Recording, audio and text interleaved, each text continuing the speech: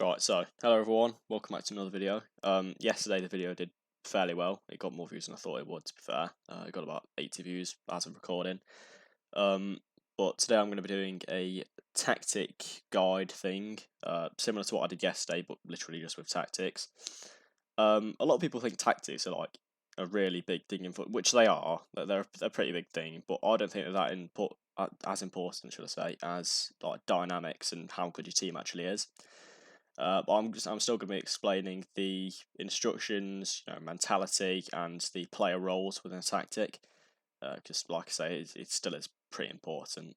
So first of all, you've got your mentalities. The way I look at it, positive at home and balanced away is how I usually do things. A lot of people like to go positive away and home.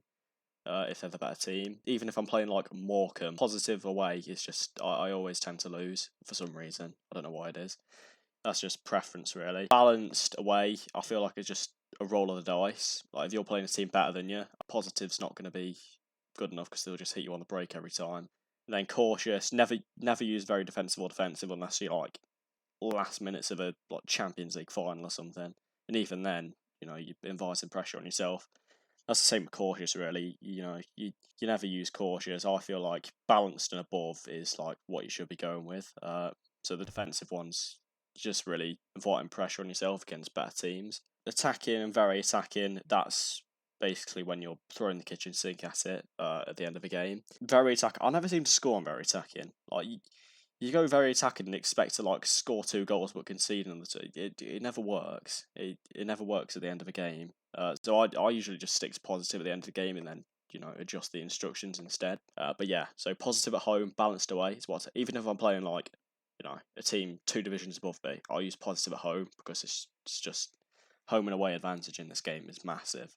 So next up, we've got instructions. People tend to think that you need to like click everything on instructions when you don't. Obviously, sometimes you do. It depends how your tactic works. To be fair, these are mine. I've literally just got higher tempo, shorter passing. I've not got anything ticked here. Mixed crosses, no passing space, and then just normal width.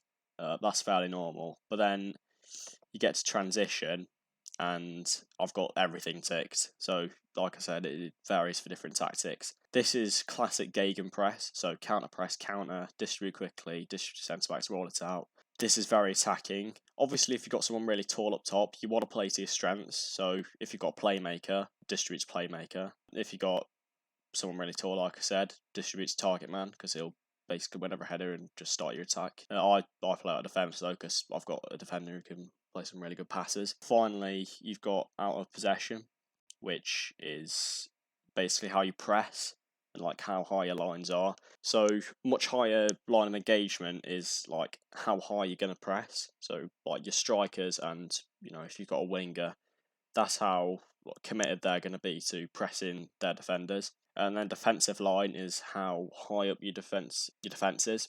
So if you've got a quick defense, you're going to want to put a higher line. Or if you've just got a better team in general, you're going to want to put higher lines because you're going to want to put more pressure on to the opposition.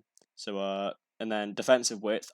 Last game I used force opposition outside, but it doesn't seem to work as well this game. I've only tried it a few times to be fair this year, so you never know. It might be patched when the betas or when the full game's out, should I say. And then I've got on trigger press, I've got much more often. Once again, it's basic gegenpress. And a lot of people tick prevent short goalkeeper distribution. I've not actually got prevent short goalkeeper distribution on because my centre backs aren't the tallest. They're perfect for just ball players. Yeah, they're not the tallest, so you don't really want a goalkeeper distributing it long when their striker can easily beat your defenders to a header and put them in a better position anyway. So I don't mind them playing out from the back because my strikers just press a lot, so you don't really need that on all the time. Sometimes you might. It depends once again, depends how good your team is. And then offside trap. I never use offside traps. It just annoys me because it never works. So it's basically a death trap really.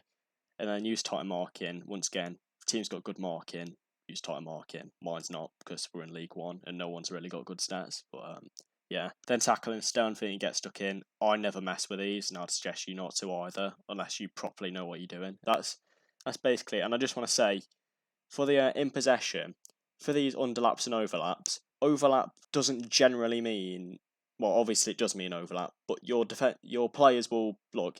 If you read the description, look for overlapping instruction players on the left flank to hold on to the ball, so it's slowing down your attack when you put overlaps on. So if you've got a wing back on attack anyway, they'll overlap regardless of if you put this on. So this basically just slows down your attack. Sometimes it can work better than, not clicking it, but I just wanted to point that out because a lot of people feel like they have to click overlaps if they want it to overlap, which you don't. Underlaps as well. I don't mess around with underlaps. They can work once again, but it's still slowing down your attack. So that's about it for instructions, I think. So now we're going to get onto the player roles.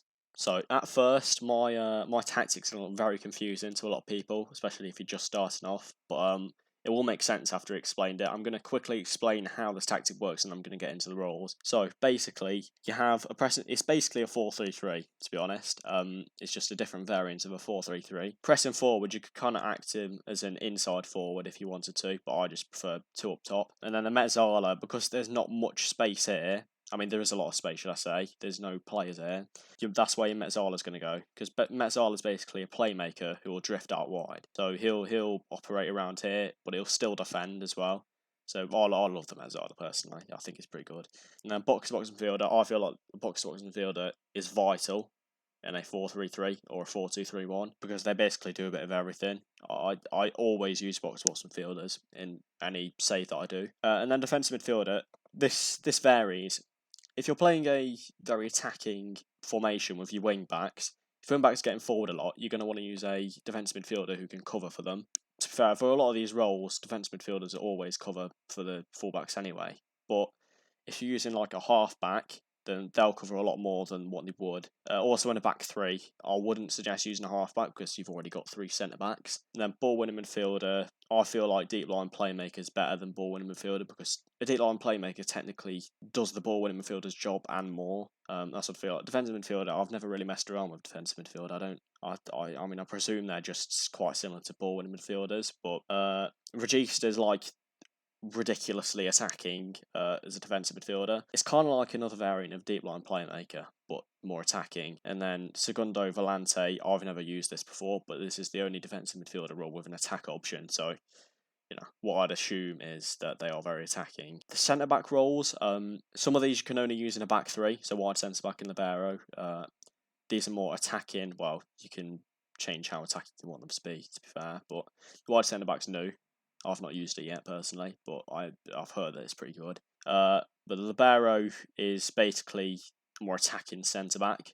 He kind of acts as a defensive midfielder and a centre back. So if you're using a libero, you tend to not use a defensive midfielder as well because it just gives you an extra option in attack. The ball playing defender is basically just a central defender, but likes to pass more, likes to take more risks. If you have a defender with good passing, good technique, good vision, you should probably switch into a ball playing defender, as it's just a more useful thing to have than a central defender for me.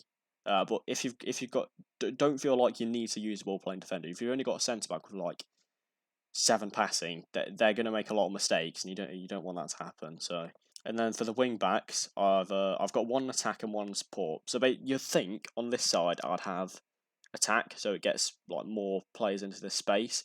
But I've actually got this side on attack because it's just an overload, really. Like I said, with the overlap, I wouldn't want to switch on overlap here because you'd think that I would, but it'll just slow down everything. And I've got like 3 players over if you count the box field, and it basically causes havoc on the right side. So it's pretty useful, and that makes me a lot of chances. And then up top, pressing forward and advance forward. Pressing forwards, I always seem to use. I feel like they score a lot of goals, more than you'd think for kind of a defensive striker, you could say. Advance forward, this is usually the partnership I use when I'm using 2 up top. Advance forwards are basically just your average striker, quick, good at finishing, decent dribbling. Then keeper, I've got sweeper keeper on support. This is what I usually use. If you're using quite a defensive tactic, you might only want to use goalkeeper, but for the tactic I play, where it's like, quite attacking, quite plays out from the back, sweeper keeper on support, that's probably the perfect one. I've never used sweeper keeper on attack, but I know they can be quite eccentric and make a lot of mistakes, so I never seem to use that. So if you found this video useful, please like the video, subscribe,